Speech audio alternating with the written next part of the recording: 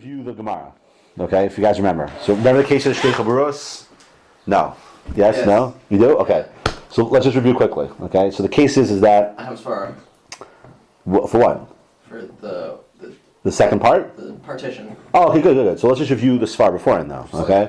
So the question is that the Torah tells you that you have to eat the Korban Pesach in houses and the Korban Pesach in a house, right? It's Batim and Bias. Yeah.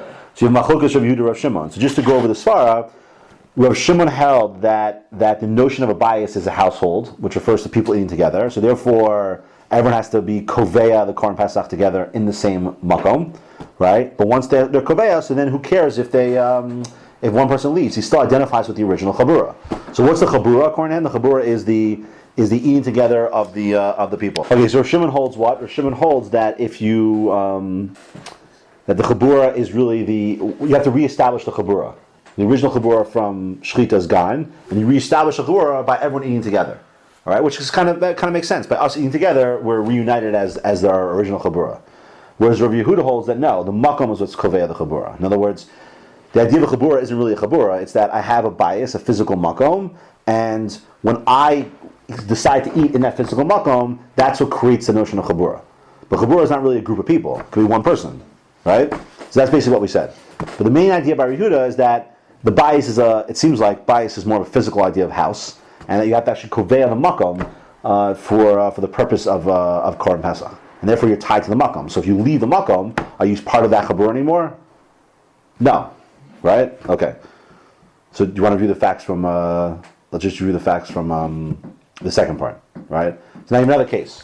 Let's say we're in a room right now, okay, and you two, all of us did shechita together, and then the Korban Pesach's in the middle. And the wall gets built immediately, just appears out of nowhere, and it separates us into two chaburos. So the Gemara says that according to Rav Yehuda is the key. According to Rav Yehuda, would not be a problem for Ezra to eat there and come over here. Why? So you're allowed to switch it. Why? No, but Rav Yehuda normally holds in two makomos. If you're in one makom, you can't go to another makom.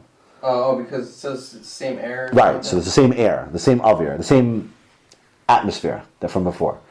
But if, let's say, we're eating here and there's a house right next door there, two separate Korban Pesachs, and this wall comes down, okay, this wall breaks down, according to Yehuda, that would be a problem. Because now this makom acquires properties from that makom as well. Okay, so the question is, what does that mean? Why shouldn't it just be that? I'm in my makom. What do I care what's going on over there? Just because the wall's down, why should that change my makom? So that's the question. Well, so first of all, it talks about bias and makom. In order to answer Rav Yehuda, you have to modify what we were saying before. The Gemara is bringing this in to tell you there's a modification. Now you thought Rav Yehuda meant that bias was a physical, it's just the fact that you're koveya makom, right? You're koveya this spot as eating my Korban Pesach. And now he's saying no. Why? Because I was koveya this makom. But now that the wall's down, it changes it. So what changes? That's the key thing is he's introducing a new element to it. What changes if the wall comes down? What changes? If the wall comes down, I'm eating here. What's changing? Or let's take the other case. Because your koveya was for that exact space. Then why is it different than when the wall comes up, and a new wall comes and separates me from you? You see, it's still one makom.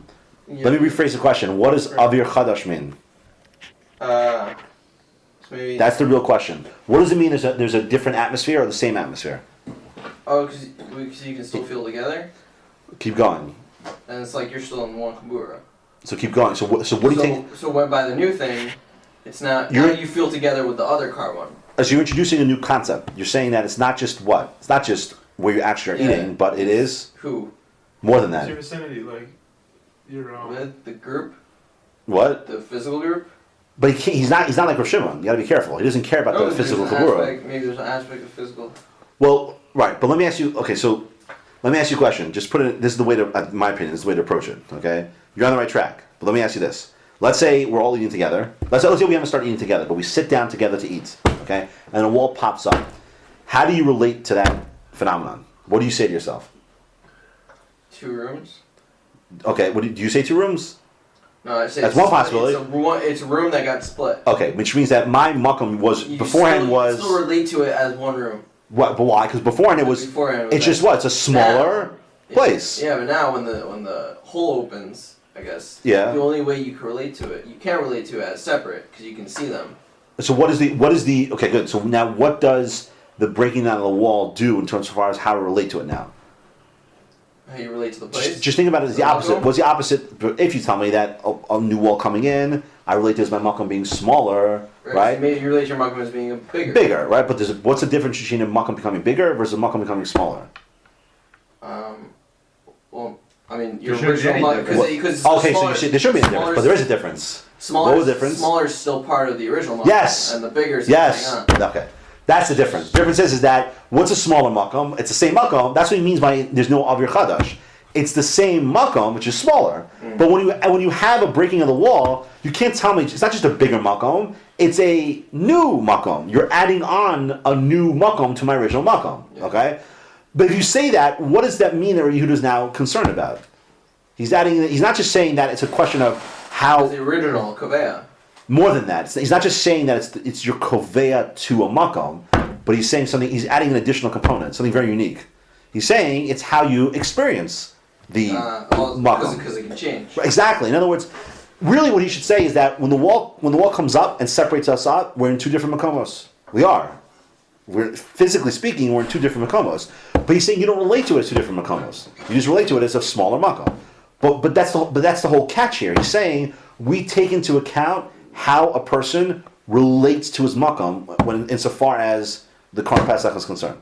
That's his chiddush. That's the modification of the idea. It's not just simply the ma'aseh kvias, but it's how he relates to the makom that determines the parameters of the makom. So therefore, So the if it makom gets is not bigger, it's not just physical. it's not just physical. But That's the key. It's not just physical. by mechitza though, we still look at it as one. It's still one room, whether it's down or It's up. still one room. No, but it depends. If the mechitza was there beforehand, like this case, this wall was here beforehand. The wall is just a mechitza. That's all It is. But let's say, so beforehand we started off, it was two separate makomos, two separate Korban Pesachs. This comes down. What happens when this comes down? Well, now my area becomes a lot bigger. It's a bigger makom now. But a bigger makom means a new makom. It's additional to what I had before. Before I had, think about it. Let's say I have a square that's 100 feet by 100 feet. Okay, if I split it in half, all I've done is I've taken 100 and said now it's 250 feet areas. I've just made it smaller. But if I have a 50-foot square and I add another 50-foot square to it, I'm adding another makom. I'm adding something to it that's new. You know what I mean? Yeah. That's why Rashi says it's as if you're eating a makom A and B. You know what I mean? Because you've increased your makom now, but increase means new. That's how you answer. This Gemara. Okay. So if he goes, so if Ezra starts eating over there, and then he comes over here, that's not a new makom. If the wall pops up, we all sit down and start eating. The wall pops Yeah, up, you wall can still pops relate up. to it as one. You can still relate to it as Right. being 100. Right. Oh. Now, if you want to see if we're right, or there's one more step in this svara. Okay. Take a look at the other Gemara. The other Gemara, which you don't have on this page. Right. It's Kuf Chaf. The other one I gave you. It's over. No, it's over here.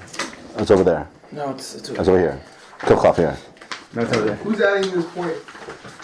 What do you mean who's adding this point? Which one of the two? Is that Kuf Chaf? Rabbi Yehuda is the one we had at the altar. No, you have the right daf? Cool. Okay, good. Rabbi Yehuda. Rabbi Yehuda is the one that's being modified.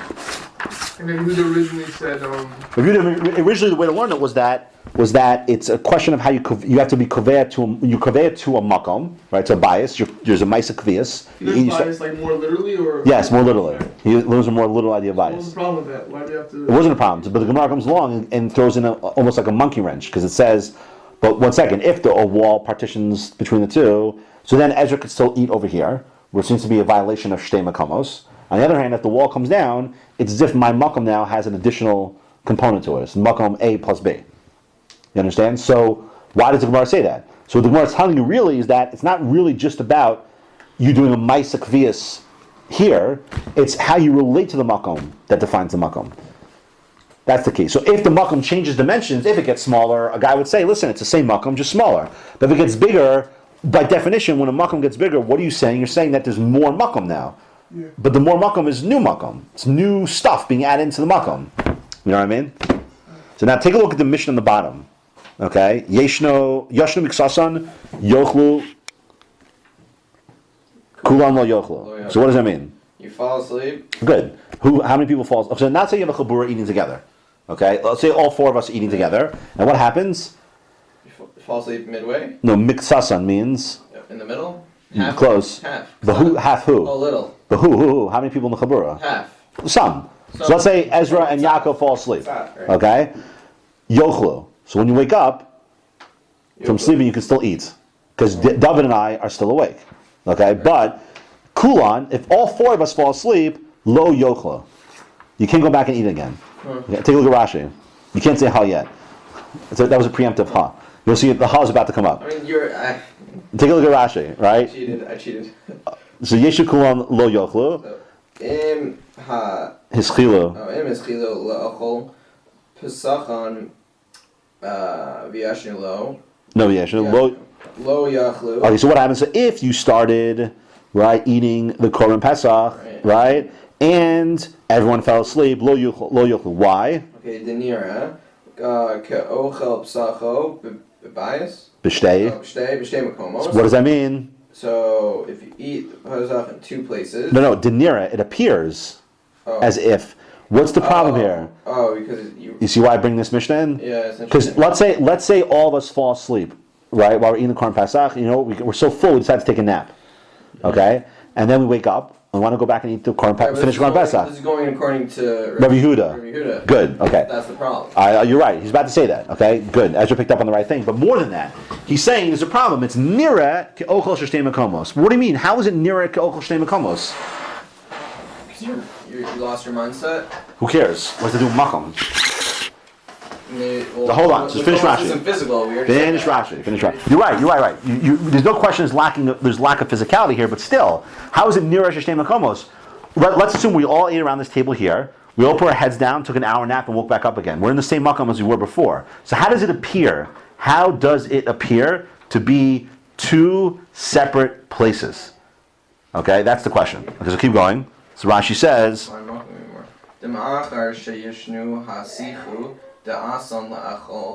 Okay, so this is what you were saying before. After they go to sleep, you have hesech hadas, which means what? You pause in your mindset. Right, you have a break in your mindset. Okay, there's an interruption. Okay, so by us falling asleep, there is a break in our das, and therefore we can't eat again. The chashuv tana ka'achila shtei makomos, and therefore it's according to Rabbi Yehuda. That's the Tana he's referring to. It's as if you've eaten into ka'achila shtei makomos. Now it's interesting. The chumra ba'almahu, and this really is. It's funny. Rashi adds this. It's a chumra. It's a chumra. Okay, that's all you have to do. So the question is that because then it just proves why it has to be Rabbi Yehuda. So the question is that what's this Mishnah teaching you? Why did you have a chumrah? That has to be answered. We'll have to answer that. When you wake up, it's a new experience. Basically, it's a new sensation. Okay, that's not bad. As you hear what he's saying, that's a good first step. So you're saying that if I fall asleep, okay, and then I wake up again, okay, you're saying there's a completely new eating experience taking place. Okay, now how does that relate to makom? Well, I guess the whole point of makom is for the eating. Well, okay, what does he mean by nira here? Nira? What does nira mean? Appears. But now, does it mean it appears to other people? Appears to you. Because how could it be? Certainly to other people would not appear. The problem with David said it appears to you like you're eating at two different kind of times.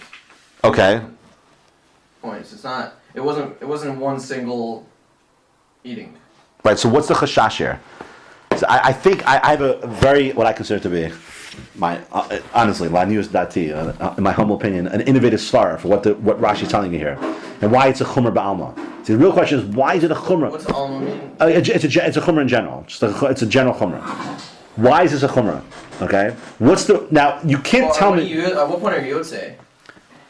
What do you mean? The carbon. When you have your shir kazayas, technically speaking, yotzei. But the point is, you want to go back and eat more korban. Okay. Okay. You want to go back and eat more korban. So the question is that he's saying the problem is nira k'shnei makomos. Okay. But is it really shnei? But how is it really nira k'shnei makomos? So you're already proposing that it's about how you relate to. Oh, because it's like it's a new carbon. It's like it's new korban. How? It's a new thing because once you have that hesed hadas. But that's shtu makomos though. No, but it doesn't matter. It's the same makom. But now here's what physically. I hear you. But now here's it's become. Here's where you have to be careful. You have to be careful is that He's saying chomer ba'alma. So you don't want to create too strong of an argument for why it's shtei makomos. Because if you do, then it wouldn't be chomer ba'alma. It will be Alright. intrinsically a problem. Alright, so it's not too. There's also something interesting about how that if the two people that stay awake in the group, or whatever, how many people stay awake in the group, that they're still able to fulfill the carbon Pesach because they took it all together as one. That everyone had the same intention when they had the carbon Pesach. Yes, because you still, as long as there are people still eating there, so you can be mitzaref back to them. You know, the chabura hasn't ceased to exist. But if all of us fall asleep, there's no more chabura. Right. So what's chomer ba'alma here? What's chomer ba'alma? So maybe you can say it like this. Oh. No, go ahead. No, well, what you just said. I mean, once you go to sleep, you lose. You're not part of the chabur anymore. Well, no, Right? it's all no, because you can rejoin the chabura if You you fall can asleep. rejoin after. Right. Let's say Rejoin that same the same chabura, chabur. and it won't be a problem with If you all makomos. fall asleep, then you're making a sort of new chabura when you all wake up. Sort of. Not the same. Okay, but it's still chomer ba'alma. So what's the chomer for? No, according to you, what you're saying is that it's mamish shtei makomos. Yeah. But it says nirek shtei makomos. So you got to take what David's saying, but not go overboard. David's saying that you relate to it as if a different eating. There's no question you're relating to it as a different eating experience, right? But if you're relating to it as a different eating experience, what's the chomer really doing? It's telling you one important idea, right? Which goes back to what we were saying before about the Svara by Rabbi Yehuda. One critical idea, which is that when it comes to relating to your bias, how do you relate to your bias? Not simply as kovei makom, but as what? Eating. How you relate to the makom, Yeah. your experience. So what's the chomer here? Also by there's a Hold whole, on. You know what the chomer here is doing? The chomer. Why is it a chomer? It's only there for one reason: to reinforce the notion, to reinforce the idea that bias does not actually mean simply your kovei physical makom. You understand what I'm saying? This idea here is being brought out to show you, okay, for one simple thing, to reinforce the concept that when Rabbi Yehuda holds bias, he doesn't mean a physical makom only, he means how you relate to the eating experience. So here's an example of, like you were saying, where your eating experience as a chabura has been interrupted, right? Mm-hmm. And now you're going back, and now it's a new eating experience. Okay, it's like you're trying to reestablish a chabura, but you can't tell me it's a real problem of shtei makomos because it's not physically shtei makomos, but it has a characteristic of Rabbi Yehuda's svara of shtei makomos. Because what are you doing? You're trying to renew this eating experience, and what does that really partake of? How you relate to the eating experience, and that's what he wants to incorporate into a svara of bias. I'll give you an example. It's like Jacob Torah. Like it doesn't just go based on the fact that I have a physical place that I was koveya my korban Pesach. Okay, what it does go by is that how you relate to the makom. For example, if the makom gets smaller, if a wall gets built up, so I don't say there's two new makomos now. What do I say? My makom's gotten smaller, right? So if you take that, if you're saying that there's an issue of a makom getting smaller, we're saying that it's how I relate to the makom. It's not just about the physical dimensions of the makom; it's how I relate to the makom. Do you understand? How you relate to it. Right. My experience of makom. And you're forced to say that because of the Gemara says that it could be. Because in the case of the wall coming up, if the wall comes up, right, if a new wall's built, right, the Gemara is saying that it's not considered shtei makomos. Ezra would be allowed to go from his makom and come to my makom. What do you mean? That's working with that fact. The Gemara says. Yes. You understand what I'm saying here, though? It's an innovative idea, but I think it works. In other words, he's saying Rashi's telling you that the reason why that's why it can only be a chumrah. The chumrah is to reinforce the svara, to make you understand that it's about the way you relate to the achila and to the makom, not insofar as what do you call the actual physical makom itself. That's why I brought that Gemara in. Oh, that's why it could be two. Well, Right. How does the Gemara know that? They write down something? How do they know it? I know. I don't know. Where does the Gemara say that? What's the context? Here. I mean, how do they introduce it? It's just a Mishnah. Oh, they brought down a Mishnah. Yeah. That's why I brought that separate Mishnah in. Gotcha. So.